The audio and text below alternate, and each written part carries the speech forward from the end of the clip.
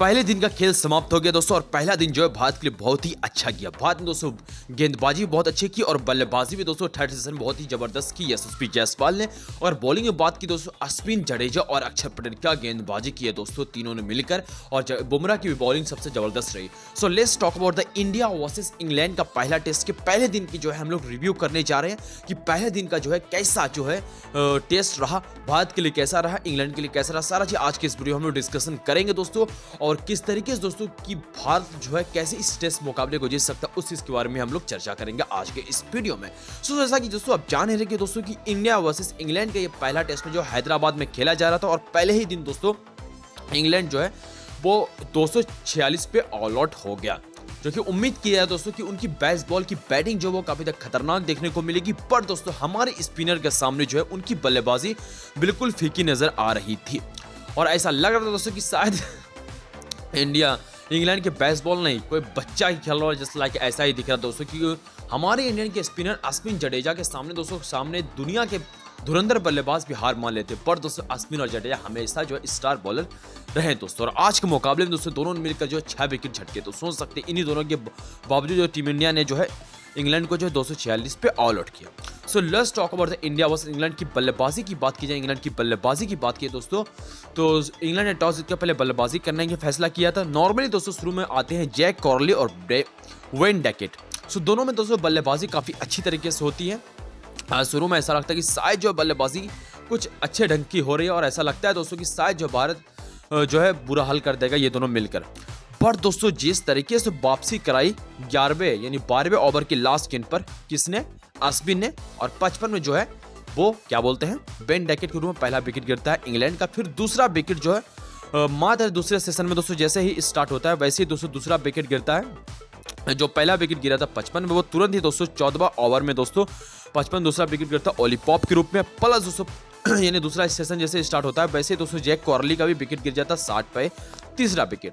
तो इसी तरीके से दोस्तों धड़ाधड़ विकेटें गिरना स्टार्ट हो जाती है। सो आपको बता दें कि पार्टनरशिप कुछ लंबी नहीं चल पाती है दोनों के बीच। तो नॉर्मली दोस्तों बेन डैकेट और केरली दोनों जो है, मतलब केरली की बात की तो 20 रन बनाया, वहीं दोस्तों बेन डैकेट ने 35 रन बनाया और दोनों इतना रन बनाकर दोस्तों पवेलियन लौट जाते हैं। ओली पॉप का कुछ बड़ा रोल नहीं रहता, वो भी 1 रन बनाकर पवेलियन लौट जाते हैं। तो नॉर्मली दोस्तों टॉप 3 बल्लेबाज जो इंग्लैंड की तरफ से कुछ खास परफॉर्मेंस करते नहीं, और वहीं जॉय रूट और बेरिस्टो की भी साझेदारी पनपती है और जिसके दूसरे सेशन तक बल्लेबाजी ये दोनों करते हैं। पर दोस्तों जडेजा इनको यानी क्या बोलते हैं रूट को जो है विकेट गिरा देते हैं और 29 पे जो है जॉय रूट का विकेट गिर जाता है। फिर उसको दोस्तों बेरिस्टो जो कि 37 पे उनका विकेट दिया जाता है बेरिस्टो का, जिसको अक्षर पटेल बोल्ड कर देते हैं। मात्र दोस्तों एक बेन स्टोक की ऐसे खिलाड़ी थी जिसने यानी खुद कप्तान ही एक ऐसे खिलाड़ी थी इंग्लैंड की तरफ से जिसने जो है सबसे शानदार पारी खेली और 88 गेंद पे दोस्तों 70 रन की इसने जबरदस्त पारी खेली, जिसमें कि 6 चौका और 3 छक्का लगाया। और आपको पता दोस्तों कि जब इन दोनों के यानी Ravindra Jadeja versus Ben Stoke जब देखने को मिला तो उसमें दोस्तों रविंद्र जडेजा थोड़े से फेल हो गए क्योंकि दोस्तों बेन स्टोक ने उनको काफी ज्यादा पीटा था। सो नॉर्मली दोस्तों फिर भी दोस्तों इंग्लैंड ने बल्लेबाजी घुमा फिरा के अच्छी, मैं बोलूँगा कि अच्छी ही करी, बट फिर से जिस तरीके से बल्लेबाजी होनी चाहिए 300-400 रन बनने चाहिए, बट दोस्तों उस हिसाब से जो है इंग्लैंड की बल्लेबाजी हुई नहीं।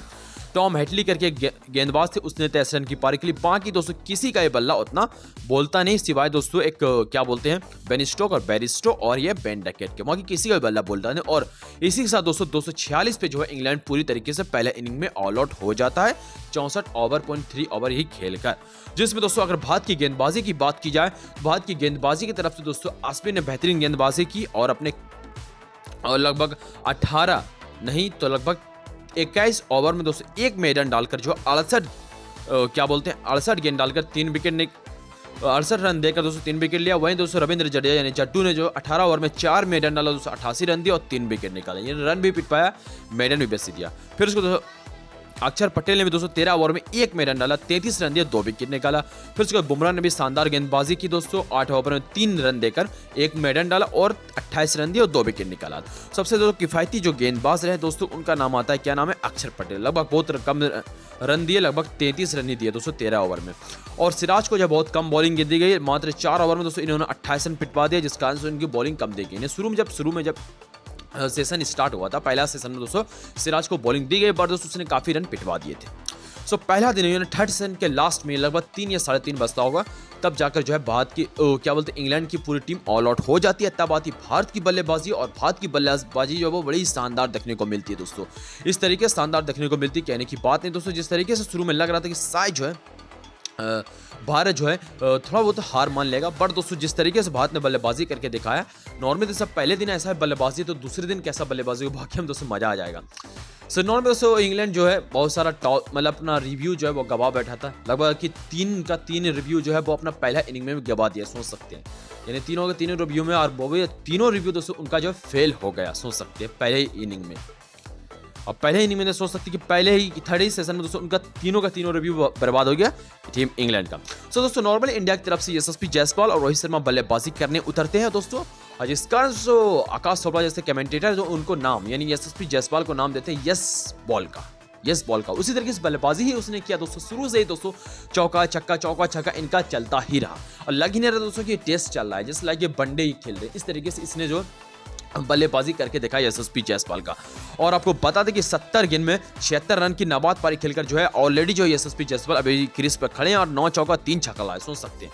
तो इससे आप पता लगा सकते हैं जैसे लाइक वनडे की तरह खेल रहे हैं, और 108 की स्ट्राइक रेट, सोच सकते हैं यशस्वी जायसवाल की कैसी बल्लेबाजी चल रही है। फिर उसके दूसरी ओर से रोहित शर्मा का बल्ला कुछ खास बोल नहीं सका दोस्तों, थोड़ा ही साथ दिया यशस्वी जायसवाल के साथ, मतलब उतनी लंबी सैदारी निभा नहीं पाए। लगभग क्या बोलते हैं दोनों ने मिलकर, रोहित शर्मा और जायसवाल ने मिलकर जो है 80 रन की सैदारी निभाई 75 गेंदों में, और मात्र 80 गेंद पर दोस्तों रोहित शर्मा का विकेट जो है 24 पे ही गिर जाता है, और तब जाके क्रीज पर आते हैं दोस्तों शुभमन गिल और क्या बोलते हैं यशस्वी जायसवाल।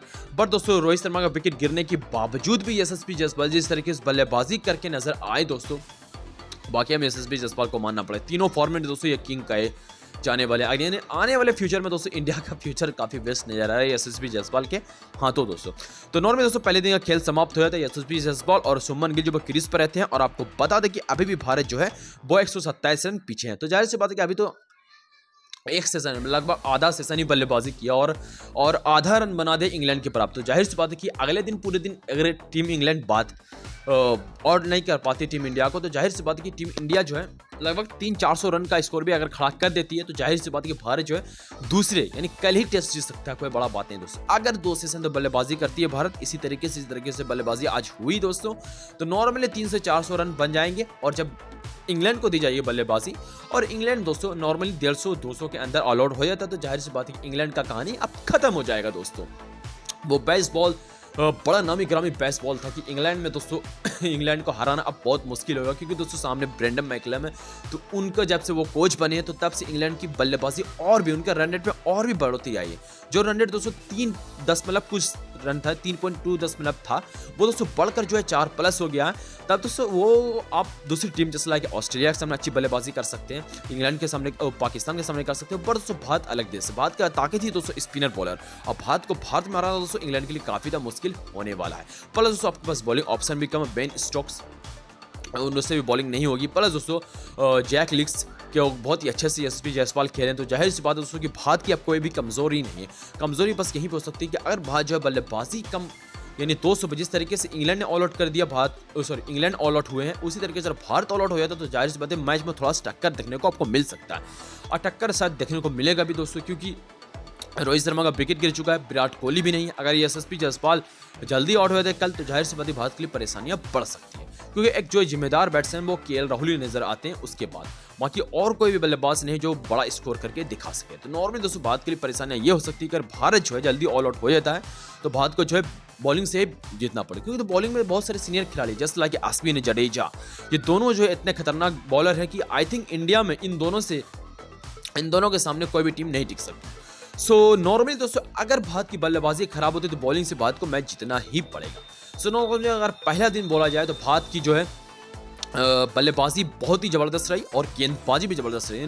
घुमा फिरा अगर बात की जाए, तो भारत के लिए दोस्तों पहला दिन जबरदस्त गया। अब देखने वाले तो दूसरा दिन कैसा जाता है। नॉर्वे जिस तरीके से भारत बल्लेबाजी कर रही है, तो अभी भारत को जो है अगर मौका मिले, तो शायद दूसरे दिन जो है पूरे तरीके से पूरा दिन ही बल्लेबाजी कर लेना चाहिए, और आपको लगभग जो है 400-500 का रन बना लेना चाहिए। अगर 500 रन आप बना लेते, तो उसके बाद जो है 400 या 500 के लगभग में रन बन जाता है। तो उसके बाद आप फॉलो ऑन दे के आप इंग्लैंड को दे देंगे बल्लेबाजी करने, और जब इंग्लैंड की बल्लेबाजी जब आ जाएगी, तो उसके बाद जो है आप आराम से 150-200 पे ऑल आउट कर सकते हैं नॉर्मली, क्योंकि आपके पास बॉलिंग पावर सबसे हार्ड है।